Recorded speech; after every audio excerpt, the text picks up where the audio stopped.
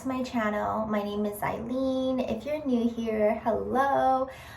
Don't forget to subscribe. So today's video, I want to talk to you guys about what's it like working at a nursing home and what do you do in each shift. So before we get started, don't forget to subscribe down below and turn on your notification and give this video a thumbs up. So I have been a CNA for over about 2 years right now, and I do work at a senior nursing home and slash a rehab place. I started off working as part-time on the weekend, on Saturday, Sunday, as 7 to 3 shift. But then I slowly transitioned to 3 to 11 just because it's more chill and I'm able to do more homework.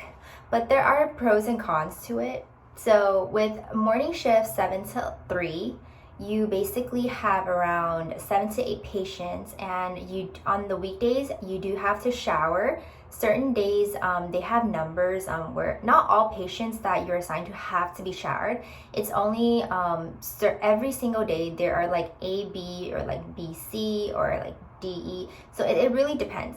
But I would say for people that are morning shift as a CNA, you probably have around, I say, 2 to 3, sometimes 4, which is considered a lot. And the morning shift, we have around 7 to 8, sometimes 9, but mostly 7 to 8 CNAs. Most of us get around 7 to 8 patients, I would say. And you basically would have to feed, they would have breakfast and lunch. Here and there, we do have visitations for family members to come visit them.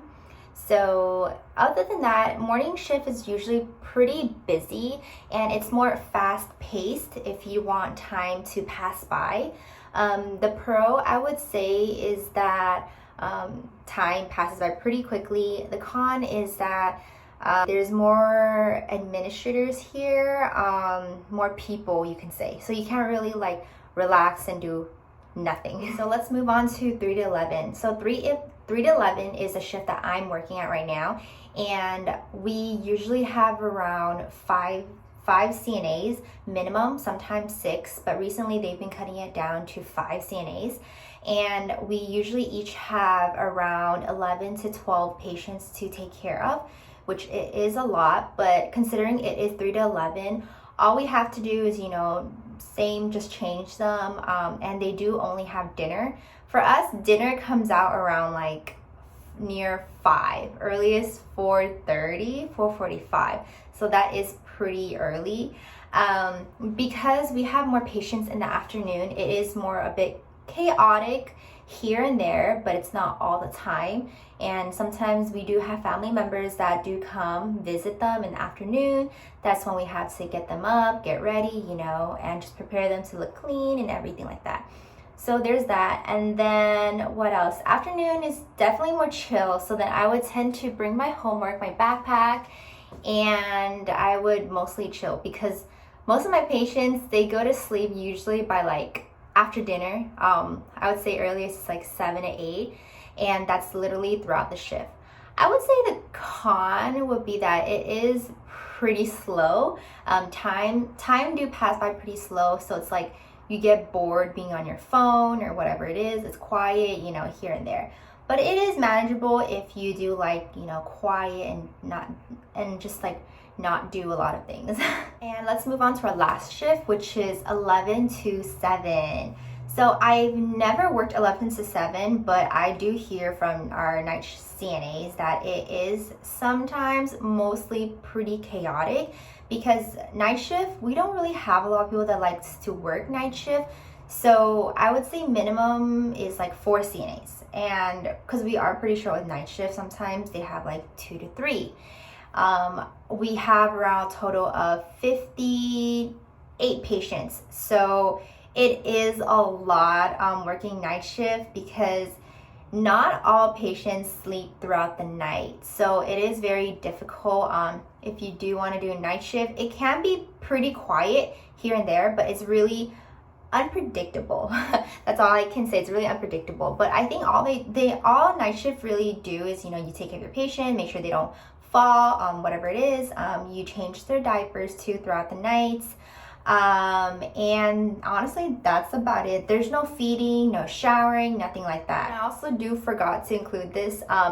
Working 3 to 11 shift, you do not shower because usually that is for the morning shift job. Especially for my facility, it is for the morning shift job. So 3 to 11 and 11 to 7, we don't do showers unless the patient, like, they really have to, unless they're like really super dirty or whatever it is, if they're really covered up with, like, you know, poop or whatever it is.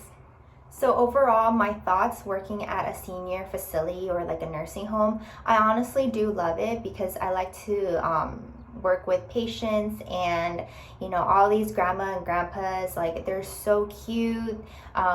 They here and there it might be chaotic and stressful, but overall, like, my grandparents are not here with me, so I often do like to work at a facility because I can show my affection to them, and then we can communicate and everything like that. But it is a good experience to start off before you want to transition to a bigger hospital, because I know some bigger hospitals, it is more stressful working at a hospital because you are like either taking care of a whole unit or you're just taking care of different types of patients, and they can be very chaotic. So it really depends on you. I do believe that working at a senior facility when you first start out as a CNA is a very good experience before moving to a bigger hospitals, because I know bigger hospitals, they do require you to have some type of experience, so they know, like, you know what you're doing and you know what to do, basically. I have applied to a lot of hospitals, and I do notice that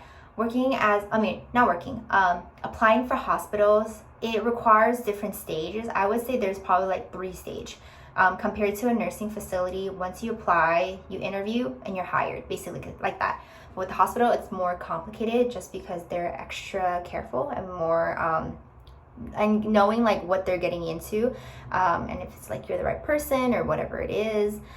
So I did apply for Kaiser, but I didn't take it because I was already working 2 jobs, and I really love phlebotomy as my part-time job. And because I am going to a nursing school, I don't want to add like a 3rd job. So I'm really satisfied with 2 jobs right now. But even after 2 years of experience working as a CNA, you can still apply for bigger hospitals.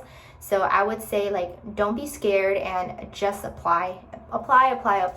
That's it for today's video. Thank you guys so much for watching this, and if you have any questions, you can always DM me on Instagram, and you can always comment on my videos. I check my videos pretty often to see if there's any comments. I will respond to you very quickly. Be sure to follow and subscribe to my channel and follow my Instagram.